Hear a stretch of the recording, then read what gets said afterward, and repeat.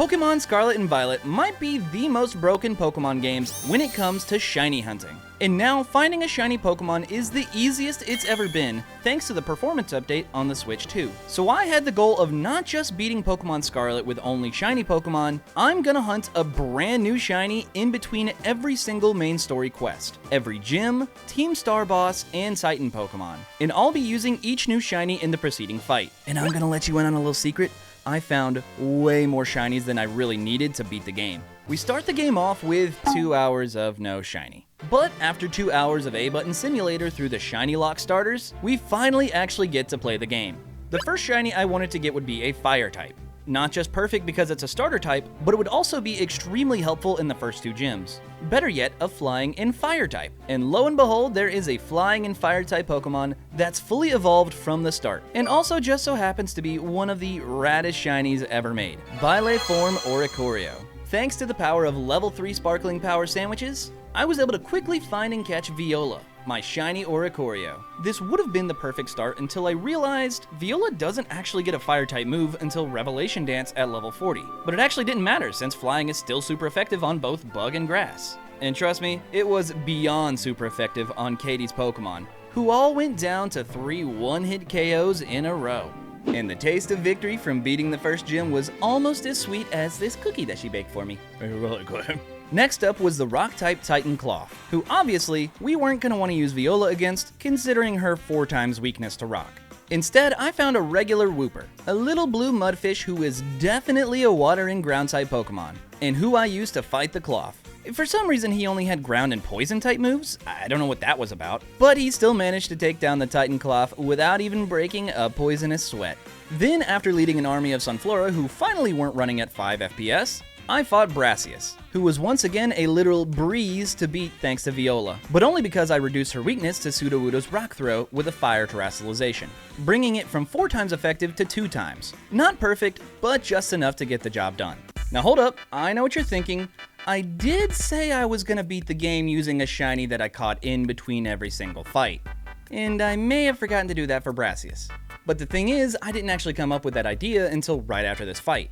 But like, that's the only one I did without a new shiny, and trust me, I'll more than make up for it with extra shinies later on. So after Brassius, I did in fact do another shiny hunt.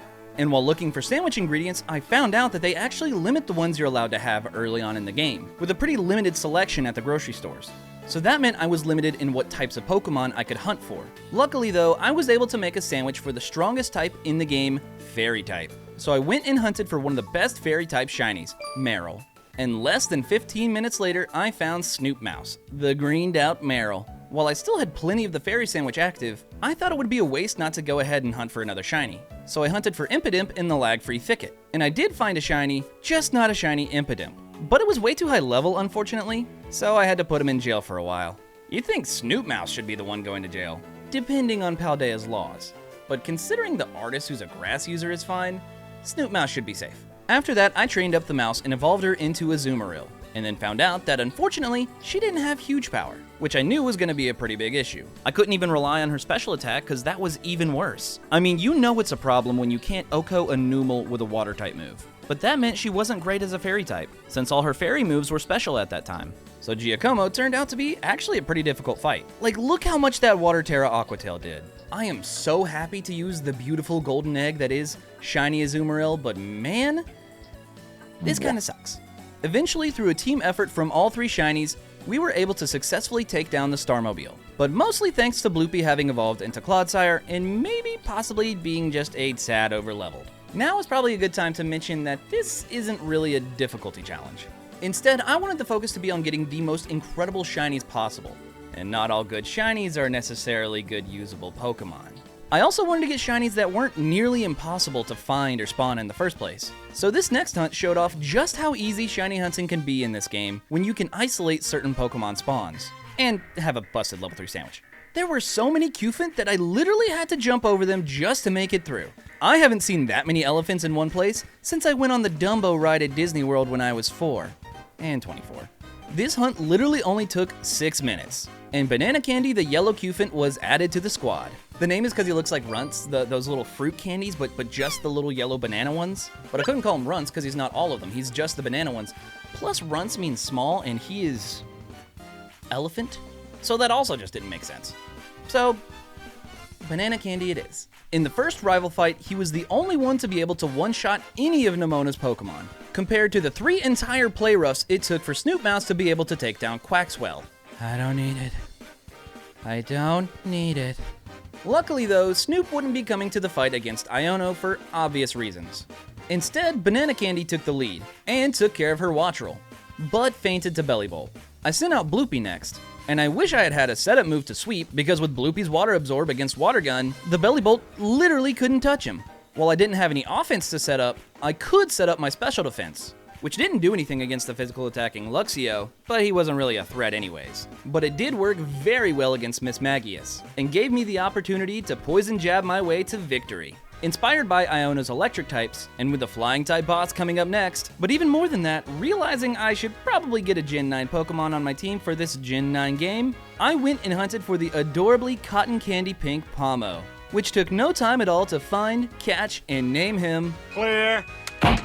And with a Terra Electric, Clear was able to clear the Titan Bombardier with some outstanding help from our old pal Arvin. Sarcasm! Next up, I had to fight the Fire-type user Mela, and considering Snoop Mouse's previous performances, I just went ahead and hunted for another shiny Water-type at the beach. Nothing in particular in mind, honestly. Literally anything would have been a bigger help. But it ended up being Flotation the Buizel, who would be Snoop's full replacement down to the yellow shiny color. When it was time for the Mela fight, I kinda forgot she leads with Drought Torkoal, so water moves wouldn't be good anyways. And I had to switch to Bloopy to stall out the sunlight until it faded. But with the sun gone, I brought Flotation back out, and from there it was smooth sailing, or should I say, smooth surfing, and Flotation easily earned his spot on the team. To finish out a Fire-Water Grass core on my team, I started a hunt for Toadschool, but unfortunately kept having the wrong mushroom spawning instead. So I left the imposters behind and ended up catching a shiny Steenie instead, who I gave the most macho name I could think of and instantly evolved her into Serena. I also figured out how to trick Clear into getting his steps in, so I could have 2 fully evolved super effective Mons to challenge Kofu with. So after giving Axe a set of dice and therefore a gambling addiction, she bullet-seeded her way through Kofu's Veluza and Wugtrio. Then I switched to Clear to weaken the Crabominable, but he didn't stay on the field very long. So Axe came back in for the final bet, which she won handily. The Titan Orthworm was the next fight up, and with Viola not having a fire move yet, and with Bloopy's ground type moves having no effect, thanks to Orthworm's Earth Eater ability, I was in need of a strong new fire type Pokemon. So I went out and found yet another incredible shiny, Salandit. But unfortunately, Bin the Salandit was one quirked up white boy, and male Salandits can't evolve into Salazzle. But when it came time for the fight with the Orthworm, Bin showed off what a white boy can do when you let him hit a nasty plot sexual style. And one swaggy Ember later, he proved he didn't even need to evolve to be goated with the sauce. I just want to make sure you all know how difficult it was for me to both write that and say it out loud. I'm sorry. I even had to go to Urban Dictionary to get the joke right. Never let a white boy get started. That includes me. To fight the Poison Team Starbase, I hunted for a shiny Meditite, but this was the first time I wasn't able to find a shiny in under the 30-minute sandwich timer. So I made a second sandwich, and after a whole hour total, I still hadn't found a shiny Meditite. However, the one time I went a little further out of the cave, completely on accident, I actually managed to spot a shiny Tauros. It genuinely felt like I had the ability Keen Eye for finding this. I amazed even myself. Of course I still caught it, but I said I'd be using amazing shinies on this run, and for me, this just wasn't gonna cut it. He also wouldn't be much help against poison types. So I went from catching an F tier shiny to hunting for an S+ tier shiny, and one of my all-time favorites, Sandygast, and found one in just 10 minutes. Despite being one of the coolest shinies ever created, Ashley, the volcanic Sandygast, unfortunately wasn't very useful in the Atticus fight. She did manage to defeat the first 2 opposing Pokemon, but could barely take a hit herself either. So that left it up to the newly evolved Banana Candy with his poison immunity to take care of the rest of the battle. Even though I caught one of my favorite shinies ever and won the fight with it, something still felt off. I still had a shiny Meditite-sized hole in my chest, which has since been filled 3 times over after Legends ZA, but this was filmed before that game even came out. So back then, my only idea to fill it was to just try and hunt for a Meditite in a different place than I did the first time. And oh, would you look at that? That took 5 minutes. Of course, I had wanted Onion the meta type for her psychic typing against the poison type boss, but also for her fighting type against the upcoming normal type gym. By now, I had a total of 3 fighting type shinies, including the Tauros that I miraculously spotted earlier, who I figured I might as well use just this once. So I had a pretty good advantage against Larry. The only problem was that Onion was a decently higher level than Larry's ace, so to make sure she was properly nerfed, I stopped her from evolving, which ended up being just a bit of an overcompensation. But with Clear sacrificing himself for a Nuzzle, and Tauros sacrificing himself for a Revive, Onion arose from the dead to show Axe who the real gambler was by high jump kicking Larry's ass. After that, Nemona surprise attacked me and I very nearly got swept by her Quaquaval, who Aqua stepped past my entire team, except for Clear, who barely lived on 1 HP thanks to some divine intervention by Masada himself. So I was able to totally cheese the win thanks to this mouse. But this points out a small problem I began to have, where my team compositions became a little bit more unbalanced, focusing on whichever typing was good against the next fight. It was a privilege I had thanks to having so many different shiny Pokemon now, but also kind of a curse, leaving me vulnerable in moments like these, where I didn't have a Pokemon that would have saved me from Death Incarnate showing up out of nowhere. The next gym fight would be a double battle. So for whatever reason to me, that meant that I needed not just 1 new shiny, but 2. So I had one of my easiest shiny hunts where I caught Smosh Games the Dino in Alfornata Cavern. But for my second, I ended up having the second worst shiny hunt for shiny Impidimp, who I wanted earlier but never got. After spending nearly a whole hour in the Tag Tree Thicket, I finally found that blue Raz Goblin and named him Big Gulp. In that hour, I actually also found a shiny Poniard. I figured, I might as well let him tag along for the gym. So with my 3 brand new Dark-type shinies, it was time to fight Rhyme. And thanks to the stupidly broken cheer mechanic boosting my team's attack stats, DJ G-Rave had to watch in horror as his father and the rest of Rhyme's team all got mercilessly taken out by Big Gulp and Poniard. After that massacre, I went and found a shiny Venonat named Screen Time, who was obviously supposed to have his debut performance against Tulip, but things didn't exactly go well for him when it was his turn to experience firsthand Nemona's habit of interrupting our plans before the gym. But luckily, Poniard and Big Gulp stepped in to prove they were still total powerhouses, even without a whole crowd cheering them on. After that interruption, as well as a brief moment to flex on Dendra and her regular Medicham with my shiny Medicham, it was finally time to flex on Tulip by having Screen Time set up a Quiver Dance so he could sweep her entire... Man, this guy cannot catch a break. However, at the very least, now Smosh Games actually got the chance to show up to the fight and took down the Farigiraf by hitting a critical hit through the Reflect that Farigiraf had set up earlier. My other Dark types still struggled against the Fairy type Gardevoir, especially because of the Reflect, so Viola had to come save the rest of the team from her. Then Smosh Games came back in to casually one-shot the Espathra. This left me with no good answers against the Florges, so we just had to duke it out with neutral damage. But Florges finally got taken out by a team combo from both Viola and Axe. It may have been one of the toughest fights so far, but I was still inspired to keep going. I was also inspired by how strong Tulip's Gardevoir was, so I went and shiny hunted a Ralts of my own, and caught one after a measly 2 minutes of hunting. And as you'd expect, Jupiter, the newly evolved Gardevoir, effortlessly tore through the Quaking Earth Titan like it was nothing. This was both one of the fastest shiny hunts and fastest battles in the entire run. So I very quickly took a liking to Jupiter, because she made the game easy, okay? She was very strong, and the shiny was super cool. It's nothing else. Nothing else on top of that. No other reasons, all you strange minds out there. None. Following that, I caught a shiny Noibat, also like it was nothing. Named him Baja Blast, evolved him, and headed straight for the final gym. Now, although it might seem like a bad idea to take a Pokemon quad weak to Ice to the Ice-type gym, it's become something of a tradition for me at this point to do just that.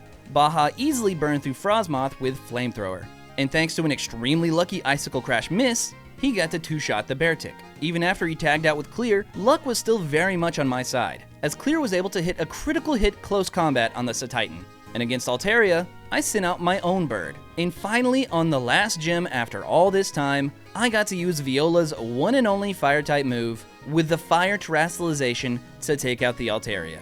Even with that being the final gym, there was still plenty of game to be played, including the upcoming Fairy Team Starbase. So I went and hunted the best possible Pokemon for beating Fairy types. And in the process, accidentally created the biggest traffic jam in Paldea's history. Pretty impressive when they don't have actual roads. But amidst the 200-car pileup, I was able to spot my next shiny, Stan Pine's the soon-to-be Revavroom, And with Poniard evolving in the grand return of Grape Juice the Grafii, who I caught as a Shroodle way earlier on in the run, this fight against Ortega was a piece of cake, as everyone on my nearly full team of Poison and Steel types did their part to dismantle his team.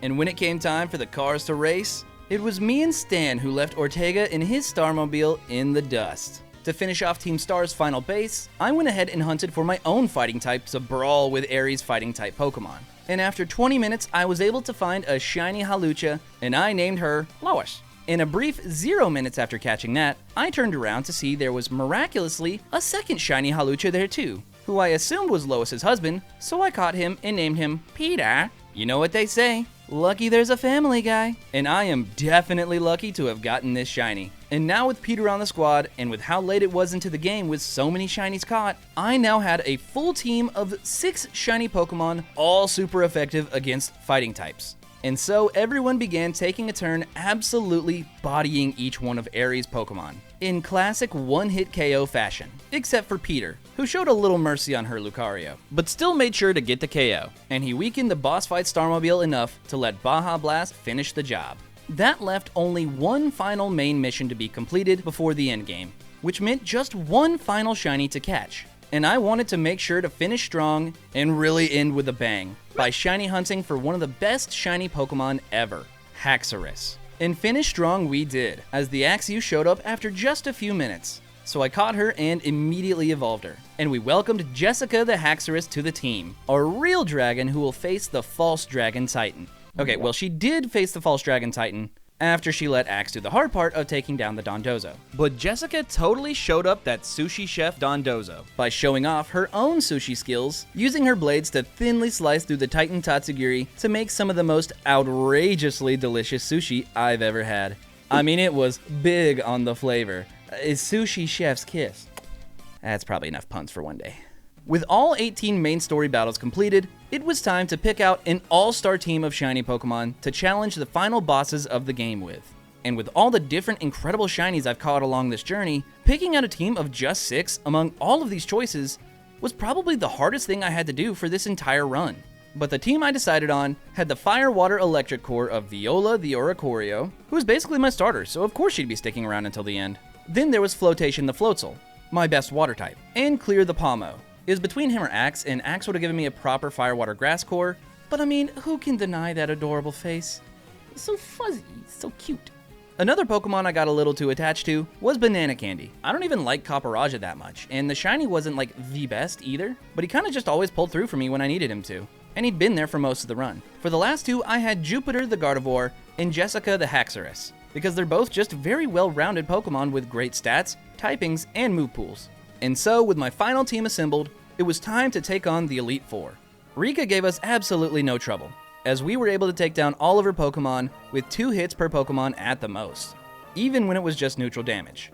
The fight against Poppy was immediately off to a worse start, as when it opened as a Copperajah duel, it was unfortunately Banana Candy who went down first, to an unlucky critical hit. Viola came in next to take out the Copperajah and Magnezone, and even managed to really weaken the Bronzong enough for Flotation to finish it off with a quick Aqua Jet. Clear came in next, dishing out lots of damage against Corviknight, but still taking a lot back. And just when his fate seemed sealed, after failing to kill Tinkaton with a close combat, Clear proved to me that it was a good idea to bring the mons that I loved the most, and that had been around the longest. Because he now had a signature move, not an actual attack, but the ability to always activate the friendship mechanic that lets him live on 1 HP, which let him rip a second attack so he could take down the Tinkaton to cheese yet another win. The battle against Larry was hard fought. I managed to take down each one of his Pokemon, but never in a decisive one-hit KO. It seemed like everything was just barely failing to kill, for every single Pokemon he sent out, including his ace Flamigo, who held on what looked like 1 HP. But considering what happened to me in the previous fight, I probably shouldn't complain. Ultimately though, it was once again my own bird Viola who was able to seal the deal. Against Hassel, I may have started a bit overconfident, and let Jessica immediately go down to the Noivern, who was very clearly going to outspeed me. But Banana Candy came in clutch, hitting all 5 Rock Blasts, including a critical hit. Dragalge was taken down thanks to a team effort from Banana Candy and Flotation. And Flotation was also able to knock out Flapple with an Ice Spinner. When Hassel brought out his Haxorus, he was able to nearly sweep my team, one-shotting both Jupiter and Viola. But once again, thanks to Clear's unwavering love for me, he brought out his signature move, living on 1 HP so he could land a close combat. And if it wasn't cheesy enough, he even did it a second time, and didn't take a single point of damage. This let me revive Jessica in Flotation, who finally beat the Haxorus, and worked together to take out Hassel's Excalibur. After that mess, I can't say I was feeling too confident against the champion. However, this time, Jessica managed to live long enough to use Dragon Dance. And okay, that's fine.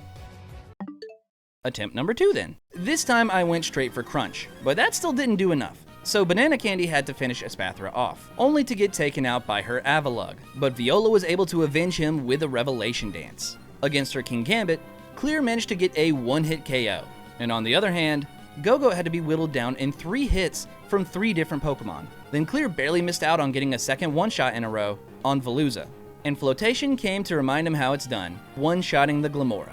A feat which Snoop Mouse could have never achieved in her wildest dreams.